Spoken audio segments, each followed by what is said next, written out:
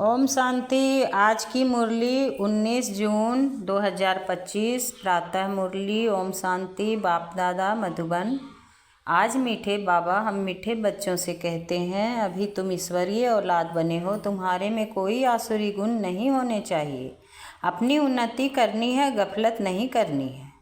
आज बाबा हम बच्चों से प्रश्न कर रहे हैं, आप संगम युगी ब्राह्मण बच्चों को कौन सा निश्चय और नशा है? उत्तर में बाबा कहते हैं, हम बच्चों को निश्चय और नशा है कि अभी हम ईश्वरीय संप्रदाय के हैं, हम स्वर्गवासी विश्व के मालिक बन रहे हैं, संगम पर हम ट्रांसफर हो रहे हैं। आसुरी औलाद से ईश्वरीय औलाद बन 21 जन्मों के लिए स्वर्गवासी बनते हैं। इससे भारी कोई वस्तु होती नहीं।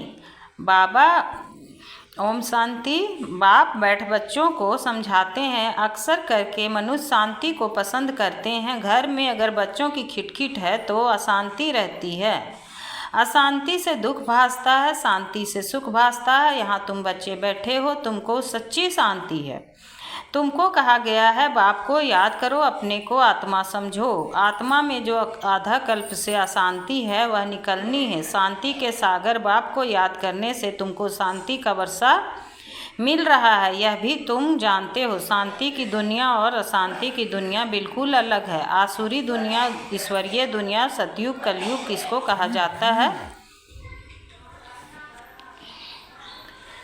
यह कोई मनुष्य मात्र नहीं जानते। तुम कहेंगे हम भी नहीं जानते थे। भल कितने भी पोजीशन वाले थे, पैसे वाले को पोजीशन वाला कहा जाता है। गरीब और साहूकार समझ तो सकते हैं ना, वैसे तुम भी समझ सकते हो बरोबर ईश्वरीय औलाद और आसुरी औलाद। अभी तुम मीठे बच्चे समझते हो हम ईश्वरीय संतान है, यह पक्का निश्चय है ना। तुम ब्राह्मण समझते हो हम ईश्वरीय संप्रदाय स्वर्गवासी विश्व के मालिक बन रहे हैं। हरदम वह खुशी रहनी चाहिए। बहुत थोड़े हैं जो यथार्थ रीति से समझते हैं। सतयुग में है ईश्वरीय संप्रदाय, कलयुग में है आसुरी संप्रदाय। पुरुषोत्तम संगम युग पर आसुरी संप्रदाय बदली होती है। अभी हम शिव बाबा की औलाद बने हैं, बीच में भूल गए थे। अभी फिर इस समय जाना है कि हम शिव बाबा की संतान हैं। वहाँ सतयुग में कोई अपने को ईश्वरीय औलाद नहीं कहलाते, वहाँ है दैवी औलाद। इनके पहले हम आसुरी औलाद थे, अभी ईश्वरीय औलाद बने हैं। हम ब्राह्मण बीके हैं, रचना है एक बाप की। तुम सब भाई बहन हो और ईश्वरीय औलाद हो। तुम जानते हो बाबा से राज्य मिल रहा है, भविष्य में जाकर हम दैवी स्वराज पाएंगे, सुखी होंगे। बरोबर सतयुग है सुख का धाम, कलयुग है दुख धाम। यह सिर्फ तुम संगम युगी ब्राह्मण जानते हो। आत्मा ही ईश्वरीय औलाद है, यह भी जानते हो। बाबा स्वर्ग की स्थापना करते हैं, वह रचता है ना, नर्क का क्रिएटर तो नहीं है। उनको कौन याद करेंगे। तुम मीठे मीठे बच्चे जानते हो बाप स्वर्ग की स्थापना कर रहे हैं, वह हमारा बहुत मीठा बाप है। हमको 21 जन्मों के लिए स्वर्गवासी बनाते हैं। इससे भारी वस्तु कोई होती नहीं, यह समझ रखनी चाहिए। हम ईश्वरीय औलाद हैं तो हमारे में कोई आसुरी अवगुण होना नहीं चाहिए। अपनी उन्नति करनी है, समय बाकी थोड़ा है, इसमें गफलत नहीं करनी चाहिए। भूल ना जाओ, देखते हो बाप सम्मुख बैठा है, जिनकी हम औलाद हैं। हम ईश्वर बाप से पढ़ रहे हैं दैवी औलाद बनने के लिए, तो कितनी खुशी होनी चाहिए। बाबा सिर्फ कहते हैं मुझे याद करो तो विकर्म विनाश हो जाए। बाप आए ही हैं सबको ले जाने, जितना जितना याद करेंगे उतना विकर्म विनाश होंगे। अज्ञान में जैसे कन्या की सगाई होती है तो याद बिल्कुल छप जाती है। बच्चा पैदा हुआ और याद छप जाती है। यह याद तो स्वर्ग में भी छप जाती है, नर्क में भी छप जाती है। बच्चा कहेगा यह हमारा बाप है। अब यह तो है बेहद का बाप, जिससे स्वर्ग का वर्षा मिलता है, तो उनकी याद छप जानी चाहिए। बाप से हम भविष्य 21 जन्मों का फिर से वर्षा ले रहे हैं। बुद्धि में वर्षा ही याद है।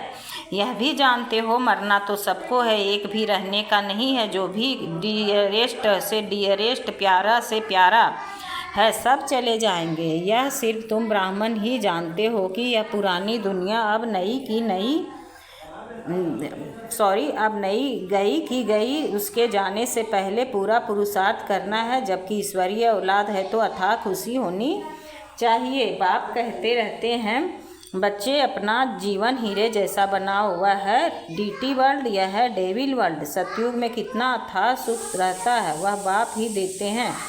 यहाँ तुम बाप के पास आए हो, यहाँ बैठ तो नहीं जाएंगे, ऐसे तो नहीं, सब इकट्ठे रहेंगे क्योंकि बेहद के बच्चे हैं। यहाँ तुम बहुत उमंग से आते हो। हम जाते हैं बेहद के बाप के पास, हम ईश्वरीय औलाद हैं, गॉड फादर के बच्चे हैं, तो हम क्यों ना स्वर्ग में होने चाहिए।